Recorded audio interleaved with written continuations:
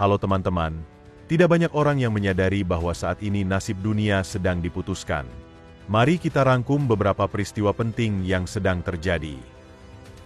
Kapal induk Amerika Serikat kedua, USS Carl Vinson, baru saja tiba di Timur Tengah dan siap untuk menyerang Iran kapan saja. Sementara itu, kita juga menyaksikan perang dagang antara dua ekonomi terbesar di dunia. Amerika Serikat telah meningkatkan tarif pada barang impor dari Tiongkok menjadi 145%.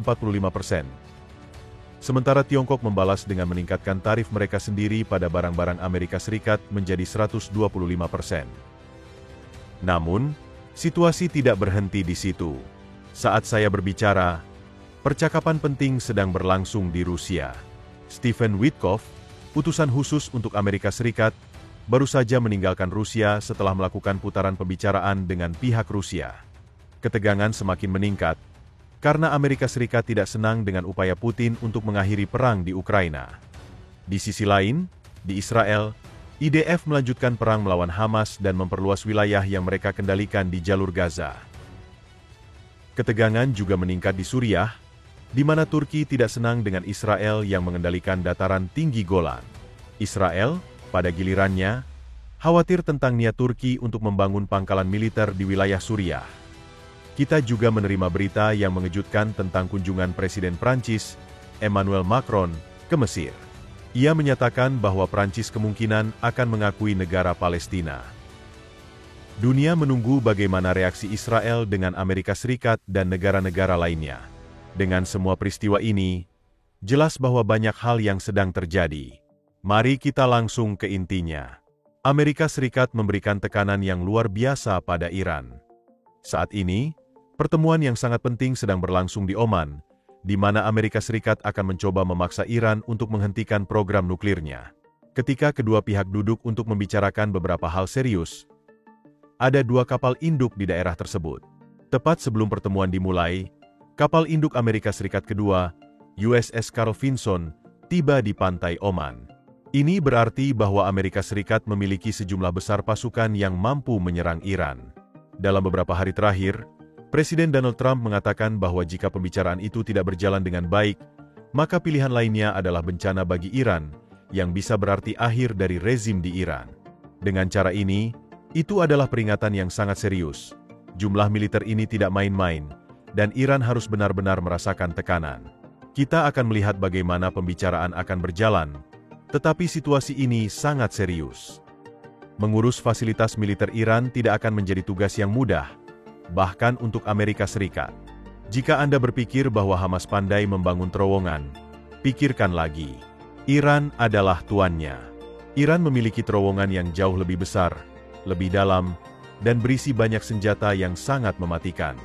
Banyak dari senjata itu tersembunyi dengan baik, jauh di dalam gunung, di gua-gua yang digali di pegunungan, sehingga sangat sulit untuk dihancurkan. Sungguh, Amerika Serikat mungkin satu-satunya negara di dunia yang dapat menembus fasilitas-fasilitas itu, karena Amerika Serikat memiliki senjata yang merupakan penghancur bunker. Amerika Serikat telah mengembangkan jenis bom khusus yang dapat menembus jauh ke dalam tanah dan kemudian meledak, menghancurkan semua yang tersembunyi. Namun, fasilitas-fasilitas Iran yang dibangun di dalam gunung akan menjadi tantangan besar bahkan untuk bom-bom tersebut. Bagi Israel dan Amerika Serikat, sangat tidak dapat diterima jika Iran mendapatkan senjata nuklir. Mengapa? Karena Iran terus-menerus mengancam Israel, dan dengan senjata nuklir, ancaman mereka akan jauh lebih serius. Dari perspektif Amerika Serikat, Iran tidak dapat memiliki senjata nuklir. Jika Iran memiliki senjata nuklir, negara-negara seperti Arab Saudi dan Turki juga akan menginginkannya, yang akan menciptakan lebih banyak masalah. Jadi, pembicaraan dengan Iran sedang berlangsung saat ini. Kita akan lihat apa yang akan terjadi darinya. Namun, Presiden Trump telah mengatakan bahwa jika hasilnya negatif, maka serangan terhadap Iran sedang dipertimbangkan, dan Israel juga akan terlibat di dalamnya. Pada saat yang sama, Amerika Serikat terlibat dalam konflik lain dengan tipe yang berbeda, tetapi juga sangat serius dan memiliki konsekuensi bagi seluruh dunia. Dua ekonomi terbesar kini berjuang untuk mendominasi dunia. Pemenang konflik ini akan menguasai dunia. Kita perlu menyadari bahwa sejak berakhirnya Perang Dunia Kedua, Amerika Serikat adalah pemimpin tertinggi dunia. Selama beberapa dekade, tidak ada yang menantang posisi ini. Namun, semua itu berakhir sekarang. Cina dengan cepat mengejar Amerika Serikat, dan di beberapa bidang, mereka bahkan sudah lebih maju. Ini adalah waktu yang sangat berbahaya dalam sejarah, di mana satu kekaisaran terancam oleh kekuatan lain yang meningkat. Amerika Serikat tidak akan mau menyerahkan posisinya sebagai nomor satu, tetapi Cina tentu tidak mau menurut dan menjadi nomor dua.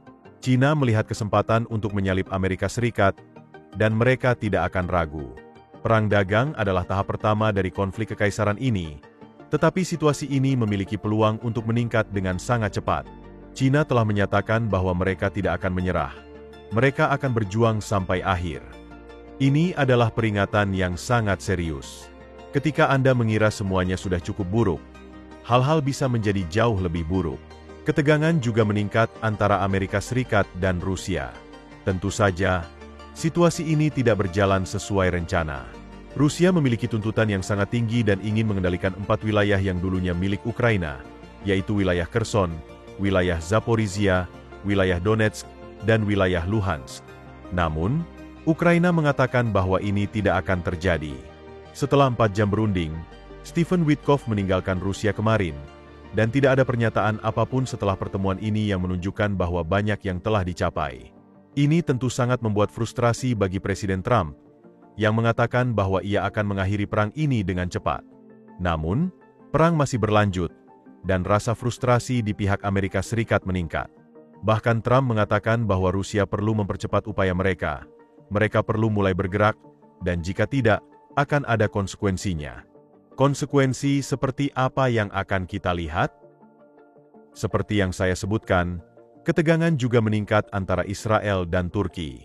Kedua belah pihak tidak senang dengan keterlibatan mereka di Suriah.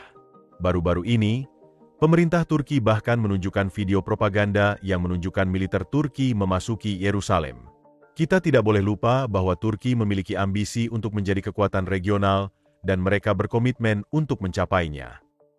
Terakhir, kita memiliki seorang tokoh yang datang ke Mesir, dan saya minta maaf harus mengatakan bahwa dia benar-benar badut. Saya tidak tahu apa yang dia lakukan atau apa yang dia pikirkan. Sekarang, dia berpura-pura mewakili negara yang menginginkan keadilan di wilayah tersebut, melupakan masa lalu tentang Prancis yang menjajah kawasan ini. Mereka menjajah Mesir, Suriah, dan Lebanon, dan sekarang ingin menunjukkan keadilan.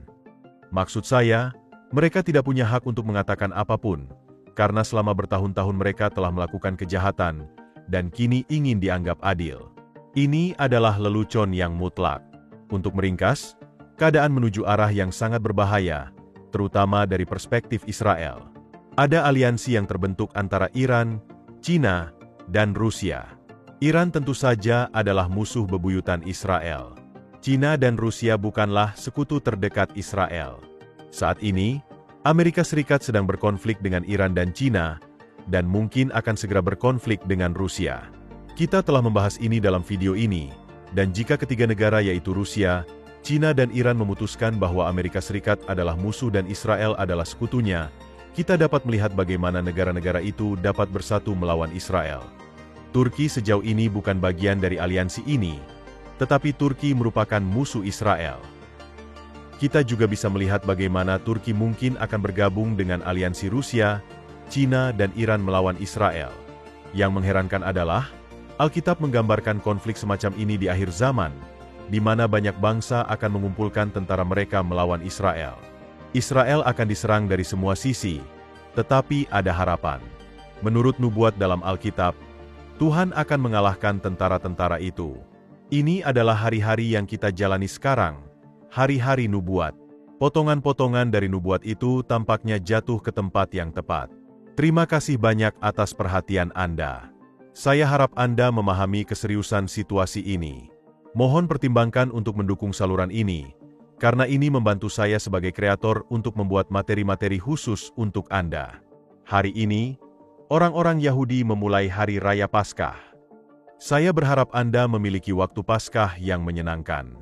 Ini adalah cerita lain di mana kita belajar tentang kesetiaan Tuhan, bagaimana Dia membebaskan umat-Nya dari perbudakan. Inilah yang kita doakan tahun ini. khususnya untuk kebebasan para sandera yang ditahan di Gaza. Terima kasih telah menonton. Shalom dan sampai jumpa.